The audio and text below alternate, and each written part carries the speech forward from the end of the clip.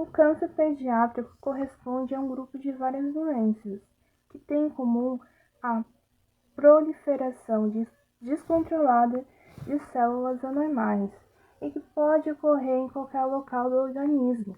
Diferentemente do câncer do adulto, o câncer pediátrico geralmente afeta as células do sistema sanguíneo e os tecidos de sustentação. Por serem predominantemente de natureza embrionária, os tumores na criança e no adolescente são constituídos de células indiferenciadas, o que geralmente proporciona a melhor resposta para tratamentos atuais. Alguns fatores de riscos relacionados ao estilo de vida, como fumar, excesso de peso, desempenham um papel importante em muitos tipos de câncer. Embora esses fatores de risco possam influenciar o desenvolvimento do câncer em adultos, a maioria não causa diretamente a doença, mas outros fatores como estilo de vida normalmente levam muitos anos para influenciar o risco do câncer. Em crianças, não foram comprovados esses fatores. Ainda falta estudos que comprovem se esses fatores de vida e ambientais, como a exposição de radiação, têm associado a alguns tipos de câncer infantil. Principais câncer pediátrico. A leucemia é um tipo de câncer mais comum na infância e apresenta sintomas como febre, quadros infecciosos repetidos e caroço no pescoço. Esses sintomas, porém, não são específicos do câncer e pode ocorrer em outras doenças também. Tem tumores do sistema nervoso central, que é a segunda maior neoplasia, mais frequente em crianças. Como vamos ver, o tratamento nesse trabalho do meduloblastomas. Tem o linfomas, câncer nos ossos, tumor de Wilms e retinoblastoma, que é um tumor maligno originário das células da retina, que é a parte do olho responsável pela visão, afetando mais ou ambos os olhos. O principal sintomas presente em 90% dos casos diagnosticado é a leucocória, um reflexo branco na pupila, conhecido como sinal do olho de gato. Essa foto é da filha do Thiago Leifert, ex-apresentador do Big Brother Brasil. Nota no olho da filha dele o reflexo branco na pupila, que é o principal sintoma. Por que o câncer infantil é diferente? Em geral, o câncer em crianças e adolescentes costuma crescer rapidamente por questões celulares, porém responde melhor à quimioterapia, com chances de cura de 80%. No início, as células normais formam tecidos e órgãos, e acontece a divisão celular. Nessa fase, há a multiplicação das células quando pode ocorrer mutações. A mutação genética. A célula mutada não consegue sofrer maturação e continua com as características semelhantes da célula embrionária, multiplicando-se de forma rápida e desordenada. As células mutadas dão origem aos tumores, que podem invadir tecidos e órgãos. Epidemiologia. Dados da Organização Mundial da Saúde, OMS, apontam que cada ano mais de 150 mil crianças são diagnosticadas com câncer em todas as regiões do mundo. Estima-se, segundo o Instituto Nacional do Câncer, o INCA, que cerca de 12.600 casos novos de câncer pediátrico sejam diagnosticados no Brasil. Tratamentos: cirurgia, quimioterapia e radioterapia. A radioterapia é uma especialidade médica focada no tratamento oncológico, utilizando a radiação ionizante. A radioterapia pode ser utilizada em diferentes situações, como após a cirurgia para destruir células cancerígenas remanescentes, como tratamento principal ou para aliviar os sintomas da doença. A radioterapia não é administrada em crianças com menos de 3 anos, devido aos potenciais efeitos colaterais, ao longo do prazo do desenvolvimento do cérebro. O tratamento dessas crianças depende principalmente da cirurgia e da quimioterapia. O tratamento. Antes de iniciar a radioterapia, o radio-oncologista examinará o paciente revisando o histórico clínico, os resultados dos exames e identificando a área exata a ser tratada. Nessa primeira consulta, será discutido com o paciente as opções de tratamento, os objetivos específicos e os possíveis efeitos colaterais. A equipe multidisciplinar para melhor desempenho em tratamentos de radioterapia, ela é existente, de médicos oncologistas, radio-oncologista, dosimetrista, físico, médico, técnico e tecnólogo em radiologia, e supervisor de proteção radiológica. Toda a equipe multidisciplinar é importante para a reprodutibilidade no tratamento para o paciente. A atuação profissional do tecnólogo em radiologia tem uma amplitude extensa, sendo uma das suas possibilidades de atuação profissional a radioterapia. Dentro do setor de radioterapia, o tecnólogo em radiologia terá uma atuação ao lado da equipe de saúde no planejamento e execução do tratamento na confecção, preparação dos acessórios e execução do protocolo de tratamento de acordo com o planejado para cada paciente.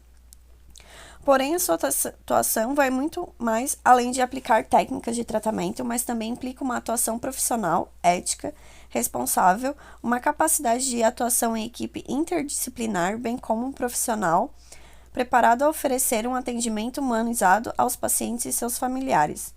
O tecnólogo, além da formação acadêmica, deve apresentar essas competências descritas que poderão ser o grande diferencial no atendimento ao paciente no convívio e atuação conjunta nos demais profissionais.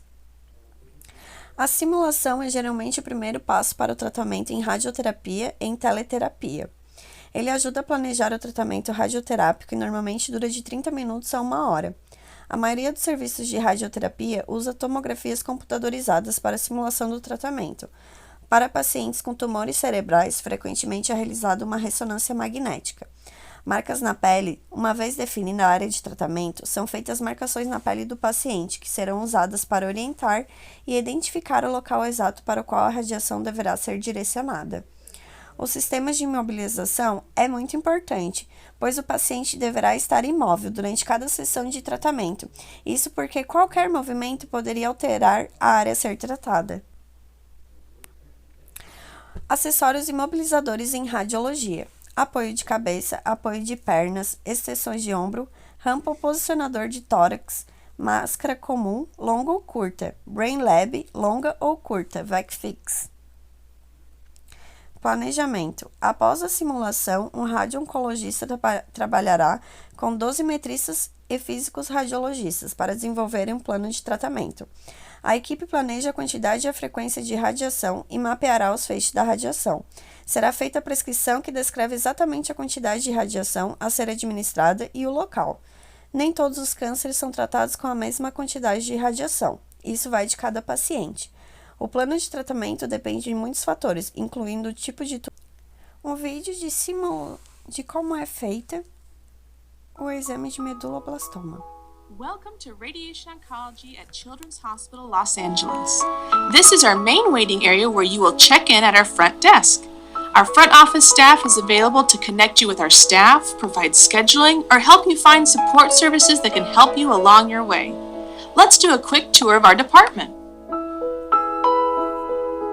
Welcome to the consultation room. When you visit our department for the first time, this is the room where you will meet our doctors to review your health.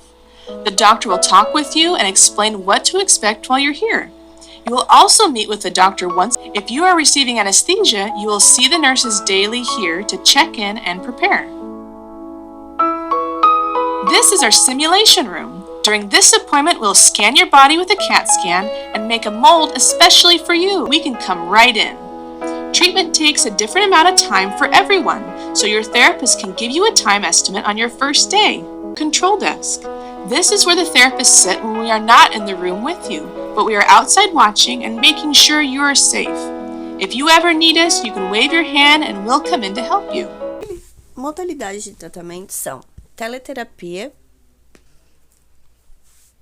acelerador linear, a radioterapia conformacional, 3D, a radioterapia de intensidade modulada, IMRT, e a radioterapia conformacional com feixes de prótons e a cirurgia estereotáxica. A radioterapia convencional 3D, no tratamento radioterápico do sistema nervoso central, a distribuição 3D no sistema nervoso é calculada em todo o volume do órgão irradiado.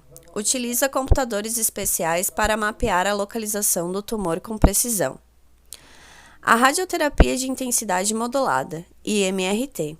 A IMRT permite isolar perfeitamente a área do tumor a ser tratada, possibilitando a utilização de uma alta dose de radiação no tumor-alvo, com menor efeito sobre as células sadias, além de reduzir a toxicidade do tratamento.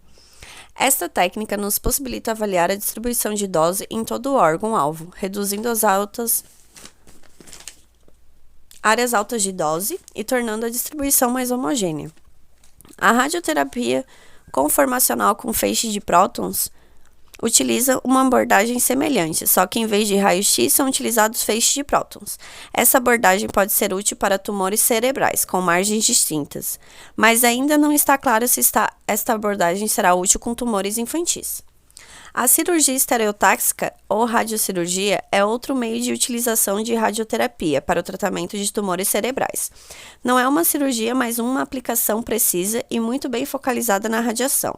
O tecido normal que fica em volta do tumor recebe pouca ou nenhuma radiação. A técnica mais utilizada é conhecida como Gunn-Knifey, que utiliza um tipo de capacete especial para manter a cabeça na posição correta. A localização do tumor é feita com auxílio de tomografia computadorizada ou ressonância magnética. É um procedimento indolor, externo, sem sangramento ou risco de asepsia. Durante o tratamento, a criança permanece deitada, podendo ser utilizada medicações para auxiliá-la no relaxamento. A radiocirurgia estereotáxica normalmente libera a dose da radiação total em uma única sessão. Às vezes, os médicos administram a dose fracionada, o que é denominado radiocirurgia fracionada ou radioterapia estereotáxica. O tratamento de meduloblastoma é um tumor maligno mais frequente em crianças e adolescentes, responsável por 15% de todos os tumores do sistema nervoso central, tratando-se de um tumor embrionário primitivo no CNC que se origina no cerebelo. Em muitas crianças, o primeiro sintoma do meduloblastoma são vômitos frequentes ou ter dificuldade para manter o equilíbrio. Os meduloblastomas crescem rapidamente e esses tumores muitas vezes se espalham para outras partes do cérebro e da medula espinhal. A sobrevida geral para o meduloblastoma infantil é de 70% a 80% se a doença não se disseminou.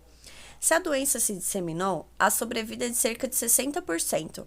No entanto, o tipo específico de meduloblastoma, incluindo o subgrupo molecular, pode influenciar o tratamento e o prognóstico. Um exame de RM com marcações mostrando meduloblastomas no cérebro. Estadiamento do meduloblastoma. O meduloblastoma também pode ser classificado por metástase ou disseminação da doença. O M0 trata-se do tumor está localizado sem disseminação da doença. O M1, células tumorais são encontradas no líquido cefalorraquidiano. M2, a evidência de disseminação da doença no cérebro intracraniano. M3, o tumor se espalhou para a coluna vertebral. M4, o tumor se espalhou para fora do sistema nervoso central. Os locais comuns para metástase incluem ossos, pulmões e fígado. A radioterapia é realizada através da irradiação crânio-espinhal, com dose de 36 grays ao neuro-eixo, com dose diária entre 1,5 gray ou 1,8 gray, 5 dias por semana, seguida de reforço de dose à fossa posterior. Um total superior de 50 grays é suficiente para controlar essa doença.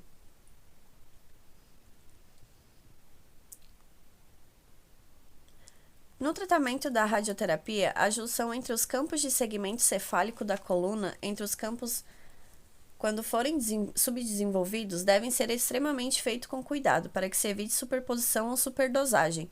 Nesse cuidado, a separação entre eles deve ser calculada para que os campos se encontrem na profundidade.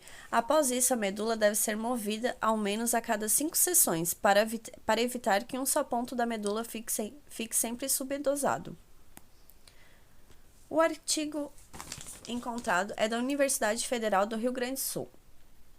Ele traz um programa de pós-graduação em medicina de ciências cirúrgicas. O artigo nos demonstra que os autores relatam que, apesar dos avanços terapêuticos contra o câncer, têm-se observado os efeitos colaterais alarmantes apresentados a curto e longo prazo, referentes à exposição da radiação, advindos do tratamento de exames e diagnóstico. Relatou-se que os sobreviventes estiveram expostos a diversos efeitos tardios, como hipotireoidismo, deficiência de GH, obesidade, diabetes, infertilidade, perda auditiva, disfunção de diversos órgãos, tais como o pulmão, coração, rim e bexiga, além do desenvolvimento de segunda neoplasia. É necessário enfatizar a importância de um segmento precoce e regular aos pacientes expostos à radiação na infância, mesmo em baixas doses, a fim de dar possibilidade ao diagnóstico e o tratamento desses efeitos colaterais resultarem em uma melhor qualidade de vida.